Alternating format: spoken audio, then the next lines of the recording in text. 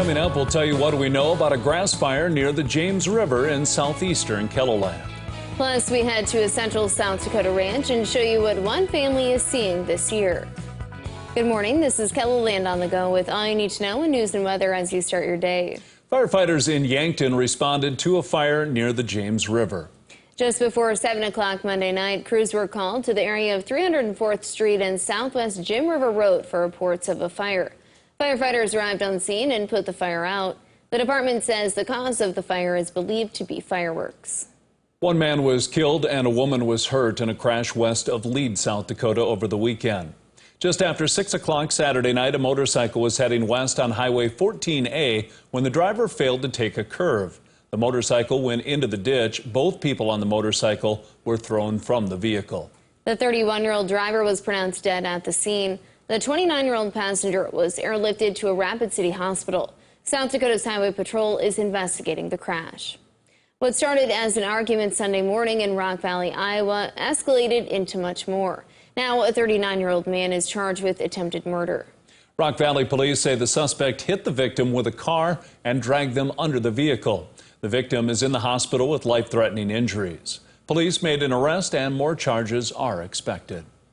Turning to weather now, our warm temps seem to be making a return to KELOLAND. Let's send it over to meteorologist Brian Karstens to see how warm it could get. Yes, warm indeed, 85 to 90. That's pretty warm for mid-July levels. And as we look at radar coverage, we've had some showers and thunderstorms mixed in with some of the hotter temperatures. And the primary recipients this morning in the Black Hills and into the Pine Ridge area, where we've had some rain. Custer has 2,900 at the rain gauge there. I know the Pine Ridge number not too high, but areas just north of there have had even locally a half an inch to an inch of rain in that green area. So that's helpful news. Now we're going to see more rain chances ahead. We're going to see a better chance tonight in that yellow zone of even some severe weather from Rapid City back to Custer again and Hot Springs. And then we think tomorrow could be a busier with severe weather day in parts of the east, especially east of Interstate 29 as the system rolls through. We'll dissect the details coming up here in just a couple minutes. Thank you, Brian. South Dakota Attorney General Jason Ravnsborg's attorney, Timothy Wrench, filed a motion on Friday claiming Joe Beaver may have been suicidal and is asking that his psychiatric or psychological records be included in court. Ravnsborg was driving the car that struck and killed Beaver last September 12th. Two cousins of Beaver's, KELOLAND News spoke with on Monday, rejected the notion that Beaver was suicidal. On Monday, a judge ruled in favor of the motion. Under the ruling, a judge will look at those documents behind closed doors and decide whether any of that information should be made public. Ravnsborg's trial is scheduled for August 26th at the Stanley County Courthouse. The 2021 drought is causing extra stress to ranchers and farmers everywhere. All they can do is hope for more rain. In Newell, South Dakota, two ranchers are trying to make ends meet. Mark Irk is having issues with hay production as well as water supply for cattle. It's a stressful time for the ranchers in western South Dakota. Irk says his land normally gets about 17 to 18 inches of moisture for the year. Today, it's only at about 6 inches. In central South Dakota, a combination of hot temperatures and no rain mean one area rancher is likely to have a shorter grazing season for his yearlings. The Norman family has a yearling operation about 10 miles north of Hayes, South Dakota. Monday, they spent time moving their cattle from one pasture to the next as part of rotational grazing. We're moving our yearlings to a new pasture. We're doing a rotational grazing where we try not to keep them in one spot too long and rotate them off to a new pasture and let the pasture have time to grow back. Norman says his grazing season usually lasts about 110 days, but this year it could be about half of that.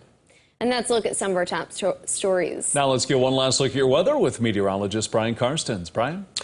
All right, as we look upon the forecast, of course, everyone looking at these chances of rain. So this first grouping this morning, southwest and the south central. There have been some spots in there that have picked up well over a quarter inch of rain, but again, it's more of these patches of rain. I think right now, as we look at the extended forecast for tonight, you'll see there new thunderstorm chances, Black Hills again, and then see how that comes into central South Dakota after midnight. I would say at this point, the best way to describe that would be a broken line of thunderstorms. So there'll be areas within that band that'll pick up better than a ½ an inch of rain in some of those more optimistic, bright spots on radar.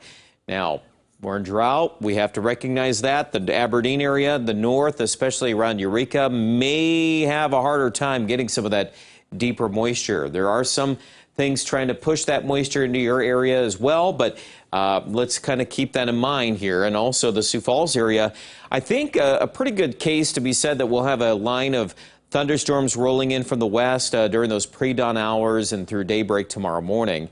Now that initially probably saps some of the instability, but we could regenerate more storms, and especially in the afternoon, the southeast, let's say east of Interstate 29 in particular, there could be a line of storms, and that view there on FutureCast is definitely more aggressive east of KELOLAND, and that's where some of the worst weather could easily go on Wednesday afternoon. So to wrap it up, highs today 85 to 90. We'll gear up for these storm chances coming up tonight and tomorrow for Sioux Falls, 80%. And then the rain is gone for a little while. Thursday, Friday, highs in the low 80s. Could see a chance returning on Saturday, high of 83. Aberdeen in the northeast, 76 degrees for tomorrow. Again, the rain chances are there. It's just the amounts. Will we be able to generate over a ¼ inch of rain, or do we stay mainly showers? That's kind of our question there. And I also think Pierre, thunderstorms tonight look better in Pierre, and especially into the southwest, where Rapid City has a very good chance of rain tonight. And tomorrow's high cooler at 74, but all the way back to 91 Friday. Check out details on the weather at KELOLAND.com.